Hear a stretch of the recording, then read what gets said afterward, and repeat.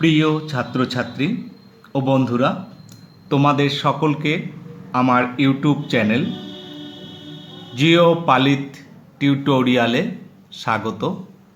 আমি শিক্ষক দেবব্রত পালিত। আজ আমি তোমাদেরকে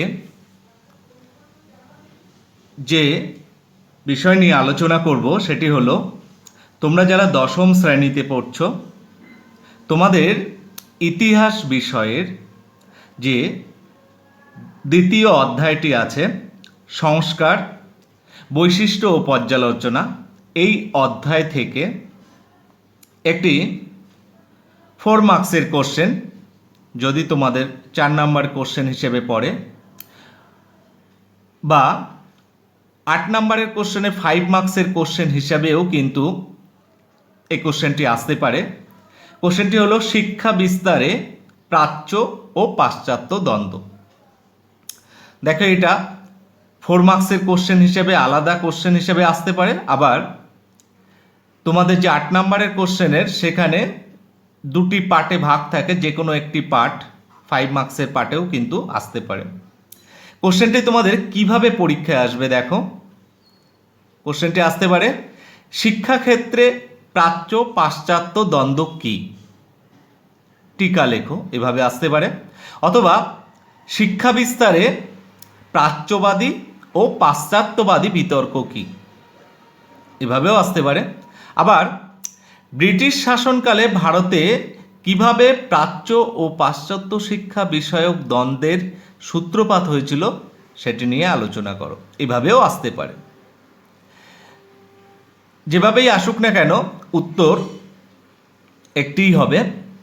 দেখো, এই যে কোশ্চেনটি, এটা তোমরা যারা 2021 সালে মাধ্যমিক পরীক্ষা দিতে যাচ্ছ, তোমাদের জন্য কিন্তু কোশ্চেনটি খুবই ইম্পর্টেন্ট একটি প্রশ্ন পরীক্ষায় আসার জন্য। তাই তোমরা ভালো করে এই প্রশ্নটি মুখস্থ করে রাখবে। আজ আমি তোমাদের এই প্রশ্নটির কিভাবে পরীক্ষায় লিখবে বা কিভাবে লিখলে তোমরা 4-এ 4 বা 5-এ 5 পাবে, তার একটি সুন্দর সহজ সরল ভাষায় এবং পয়েন্ট ভিত্তিক আলোচনার মাধ্যমে আমি একটি নোট তোমাদের সামনে উপস্থাপন করেছি। আমি নিজে লিখে তোমাদের নোটটি উপস্থাপন করেছি, যাতে তোমরা দেখলে বুঝতে পারো কিভাবে একটি ইতিহাস নোট লিখলে অন্যের থেকে নোটটি আলাদা হবে, এবং যিনি খাতা দেখবেন তিনি খুশি হয়ে তোমাদেরকে ফুল মার্কস দেবেন। তাহলে চলো শুরু করি আজকের কোশ্চেনটির আলোচনা, প্রাচ্য ও পাশ্চাত্য দ্বন্দ্ব নিয়ে। দেখো, আমি প্রথমে যে পয়েন্টটি উল্লেখ করেছি ভূমিকা হিসাবে, সেটি হলো এই প্রাচ্য ও পাশ্চাত্য দ্বন্দ্বটা কি।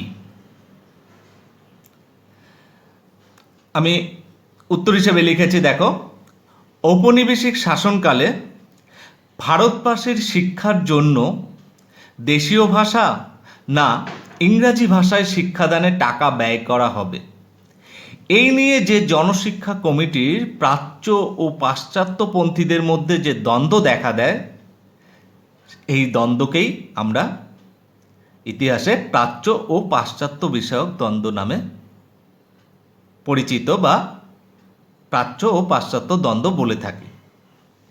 তাহলে দেখলে যে ইংরেজ শাসনকালে, কোম্পানির শাসনকালে, যে ভারতবর্ষের যে ভারতবর্ষের শিক্ষা ব্যবস্থায় কোন ভাষার ক্ষেত্রে টাকা ব্যয় করা হবে, দেশীয় ভাষা, ভারতের দেশীয় ভাষা না ইংরেজি ভাষা, এই নিয়ে যে একটা কমিটি গঠন হয়েছিল, জনশিক্ষা কমিটি, তাদের মধ্যে প্রাচ্য ও পাশ্চাত্যপন্থীদের মধ্যে একটি দ্বন্দ্ব দেখা দিয়েছিল, সেটি ওরা ইতিহাসে প্রাচ্য ও পাশ্চাত্য দ্বন্দ্ব নামে পরিচিত।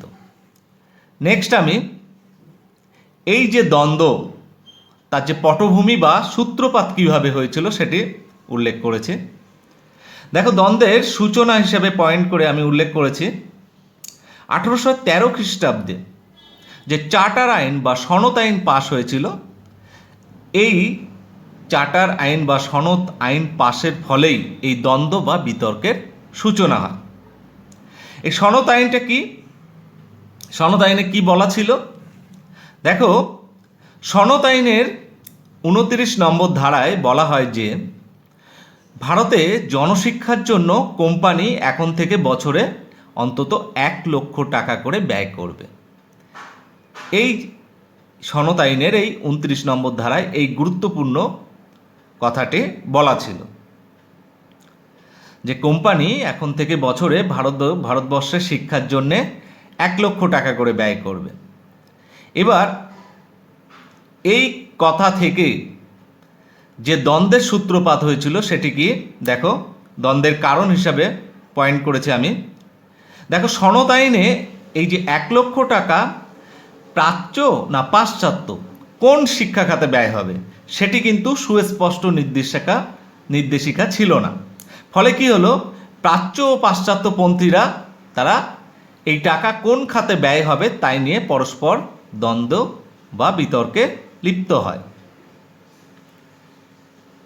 নেক্সট আমি দেখো পয়েন্ট করেছি জনশিক্ষা কমিটি গঠন।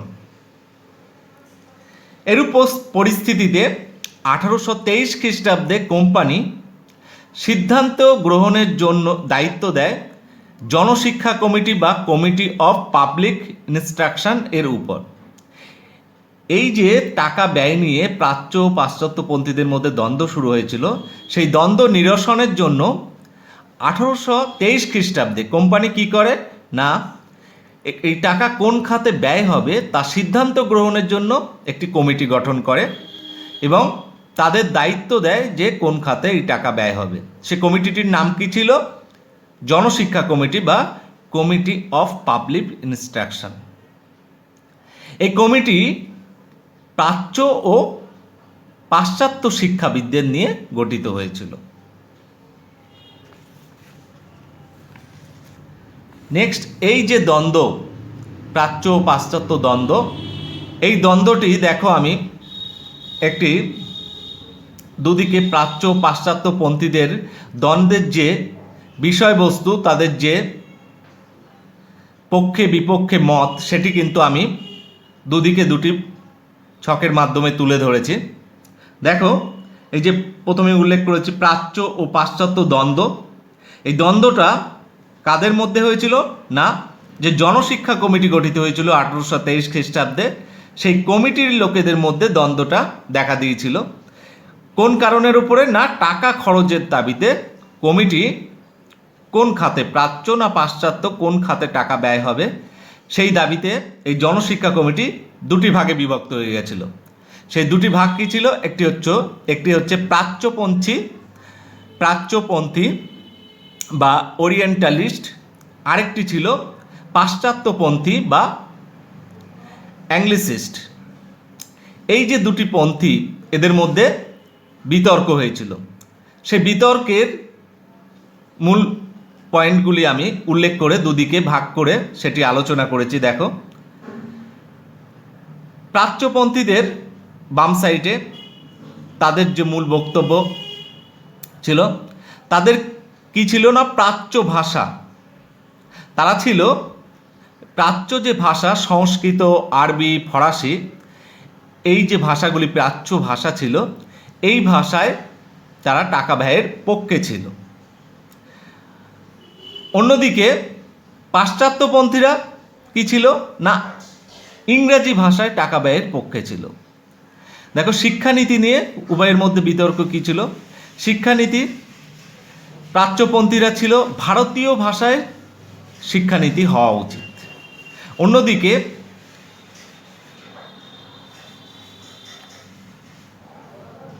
পাশ্চাত্যপন্থীরা কি, তাদের কি ছিল না, ইংরাজি সাহিত্য ও জ্ঞান বিজ্ঞান নিয়ে শিক্ষানীতি হওয়া উচিত। সমর্থক হিসেবে কারা ছিল? প্রাচ্যপন্থী, উইলসন, কোলব্রুক, প্রিন্সিপ, এনারা ছিলেন প্রাচ্যপন্থীর মূল সমর্থক। অন্যদিকে পাশ্চাত্যপন্থীর প্রধান সমর্থক যারা ছিলেন তারা হলো Macaulay, Duff, Sanders, Rammohan Roy প্রভৃতি। এবার দেখো অর্থ ব্যয় নিয়ে কী মত ছিল। প্রাচ্যপন্থীরা তারা কী ছিল, ভারতীয় শিক্ষা ব্যবস্থায় এই টাকা ব্যয় হওয়া উচিত। অন্যদিকে পাশ্চাত্যপন্থীদের মতে এই যে টাকা ব্যয় সেটা ইংরাজি ভাষায় বা ইংরাজি শিক্ষায় ব্যয় হওয়া উচিত। প্রাচ্যপন্থীরা তাদের এই যে মতের পক্ষে যে যুক্তিগুলি উল্লেখ করেছিল সেটি হলো যে না, ভারতে ইংরেজি ভাষা চালু হলে ভারতীয়দের মনে ক্ষোভ সৃষ্টি হবে, এই জন্যে ভারতে ইংরেজি ভাষা চালু না হয়ে যে প্রাচ্য ভারতীয় সংস্কৃত ভাষা সেগুলি চালু হওয়া উচিত। আরেকটি পয়েন্ট হিসেবে উল্লেখ করেছিল যে দেশের বেশিরভাগ শিক্ষার্থী প্রাচ্য শিক্ষার সঙ্গে সংযুক্ত, মানে ভারতবর্ষের অধিকাংশ শিক্ষার্থী কি ভারতীয় যে শিক্ষা তার সাথে সংযুক্ত। অন্যদিকে পাশ্চাত্যবাদীদের এই যে তাদের যে মতের পক্ষে যে যুক্তিগুলো দাঁড় করিয়েছিল সেগুলি হলো না, ইংরেজি ভাষা হচ্ছে আন্তর্জাতিক ভাষা, আর 2 নম্বর এই ভাষায় পড়াশুনো করলে ছাত্রছাত্রীরা বাণিজ্যিক ও সরকারি চাকরি পেতে সুবিধা হবে। 3 নম্বর আরেকটি কি যুক্তি দেখিয়েছিল তারা, না কুসংস্কার ও পচনশীল সমাজ ব্যবস্থার উন্নতি হবে, যে ভারতে যে কুসংস্কারাচ্ছন্ন ও পচনশীল সমাজ ছিল সেটি ইংরেজি ভাষা চালু হলে তার উন্নতি হবে। এই যে পাশ্চাত্যবাদীদের পক্ষে যারা ছিল তাদের কি মত এবং পক্ষে যে যুক্তি পাশ্চাত্যপন্থীদের আমি উল্লেখ করে দিলাম।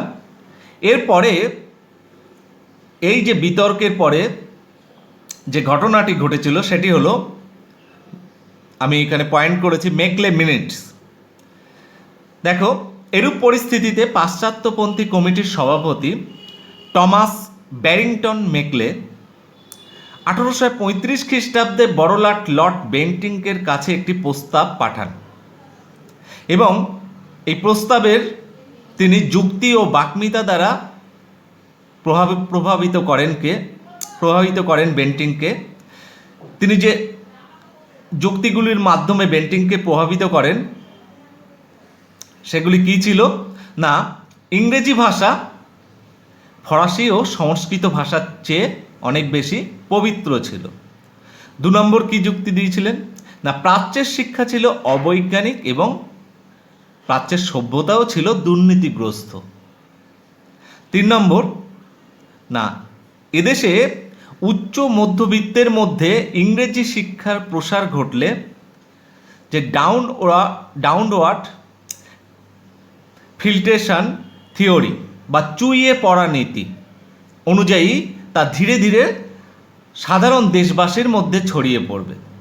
তিনি কি বলেছিলেন না, এদেশের উচ্চ মধ্যবিত্তের মধ্যে যদি ইংরাজি শিক্ষার প্রসার ঘটে তাহলে চুইয়ে পড়া নীতি অনুযায়ী সেটি সমগ্র সাধারণ মানুষের মধ্যে খুব দ্রুত ছড়িয়ে পড়বে। তার যে এই যে যুক্তিগুলো নিয়ে তিনি যে বড়লাট বেন্টিংকের কাছে যে একটি প্রস্তাব পেশ করেছিলেন সেই প্রস্তাবটিকেই আমরা ইতিহাসে মেকলে মিনিট বলে থাকি। এরপরে দেখো কি ঘটেছিল। এরপরে এই মেকলে মিনিটের মাধ্যমে যেভাবে বিতর্কের অবসান ঘটেছিল সেটি পয়েন্ট করেছি আমি, বিতর্কের অবসান। দেখো পাশ্চাত্যবাদী নেতা মেকলে তার এই যে বক্তব্যের অনড় যুক্তির ফলে শেষ পর্যন্ত কি হয় না, ইংরেজি শিক্ষা সমর্থনকারীরা জয়যুক্ত হয় এবং 1835 খ্রিস্টাব্দে 7ই মার্চ লর্ড বেন্টিং এদেশে একটি রেগুলেশন এর মাধ্যমে পাশ্চাত্য শিক্ষাকে সরকারি নীতি বলে ঘোষণা করেন। ফলে কি হলো দেখো, দীর্ঘ 2 দশক ধরে চলতে থাকা প্রাচ্য ও পাশ্চাত্যবাদী বিতর্কের যে চলছিল সেই বিতর্কের অবসান ঘটে। নেক্সট আমি মূল্যায়ন দেখো উল্লেখ করেছি। মূল্যায়নে প্রথম পয়েন্টটি দিয়েছি, প্রাচ্য পাশ্চাত্য দ্বন্দ্বে শেষ পর্যন্ত পাশ্চাত্যবাদীদের জয়লাভ হলে কি হয় না, ভারতে ইংরেজি শিক্ষার দ্বার খুলে যায়। ভারতে ইংরাজি শিক্ষার দরজা খুলে যায়। 2 নম্বর পয়েন্ট আমি কি উল্লেখ করেছি না, ভারতবর্ষে সরকারিভাবে পাশ্চাত্য ভাষা, সাহিত্য, জ্ঞান, বিজ্ঞান প্রভৃতি শিক্ষা বিস্তারের অগ্রগতি লক্ষ্য করা যায়। এই যে ভারতে পাশ্চাত্য শিক্ষা চালু হলে, ইংরেজি শিক্ষা চালু হলে পাশ্চাত্য ভাষা, জ্ঞান, বিজ্ঞানের শিক্ষা বিস্তারের অগ্রগতি লক্ষ্য করা যায়। 3 নম্বর, এই যে পাশ্চাত্য শিক্ষার সূচনা ভারতীয় সমাজে অন্ধবিশ্বাসকে দূর করে এক নবজাগরণের ক্ষেত্র প্রস্তুত করেছিল। এগুলি আমি মূল্যায়ন হিসেবে উল্লেখ করেছি। সবশেষে আমি আমার মন্তব্য দিয়ে নোটটি শেষ করেছি। দেখো, আমার মতে এই যে পাশ্চাত্যবাদীদের জয় ভারতে এবং ভারতে ইংরেজি শিক্ষার সূচনা, পাশ্চাত্যবাদীদের জয় এবং ভারতে ইংরেজি শিক্ষার সূচনা ভারতবর্ষে মধ্যযুগীয় অন্ধবিশ্বাস ও কুসংস্কারের বন্দিদশা থেকে ভারতবাসীকে মুক্ত করে। তাহলে কি বললাম না, যে ভারতবর্ষে পাশ্চাত্যবাদীদের জয় এবং ভারতে ইংরেজি শিক্ষার সূচনা কি করেছিল না, মধ্যযুগীয় অন্ধবিশ্বাস ও কুসংস্কারের হাত থেকে, বন্দিদশা থেকে ভারতবাসীকে মুক্ত করে। তাহলে ছাত্রছাত্রী, আমার নোটটি আমি এখানেই শেষ করলাম। নোটটি তোমাদের কেমন লাগলো সেটি অবশ্যই আমাকে কমেন্টস করে জানাবে। ইতিহাসের কোনো নোটের কোনো বিষয়ে তোমাদের প্রয়োজন হলে বা কোনো নোটের সমস্যা থাকলে তোমরা অবশ্যই আমাকে কমেন্টস বক্সে কমেন্টস করে জানাতে পারো। নোটটি ভালো লাগলে অবশ্যই লাইক করে আমাকে উৎসাহিত করবে পরবর্তীতে আরও সুন্দর সুন্দর নোট তোমাদের সামনে উপস্থাপন করার জন্যে। আরেকটি কথা, তোমরা যারা 2021 সালে মাধ্যমিক পরীক্ষা দিতে যাচ্ছ, তোমাদের যে মাধ্যমিকের সাজেশানের, যেটি আমি অলরেডি আমার এই চ্যানেলে মাধ্যমিক ইতিহাস সাজেশান উল্লেখ করে দিয়েছি, সাজেশানের সমস্ত প্রশ্নের উত্তর বা বেস্ট অ্যান্সার বা নোট আমি কিন্তু আমার এই চ্যানেলে পরপর আপলোড করে যাচ্ছি। অনেক নোট অলরেডি আপলোড করে দিয়েছি। তাই সমস্ত নোটগুলি দেখতে তোমরা এখনই আমার চ্যানেলটি সাবস্ক্রাইব করে আমার সঙ্গে থাকো। পরবর্তী আবার যে ইতিহাসের নোটটি আমি আপলোড করব সেটি সবার আগে পাওয়ার জন্য। তাহলে আজ এখানে ওকে, বাই।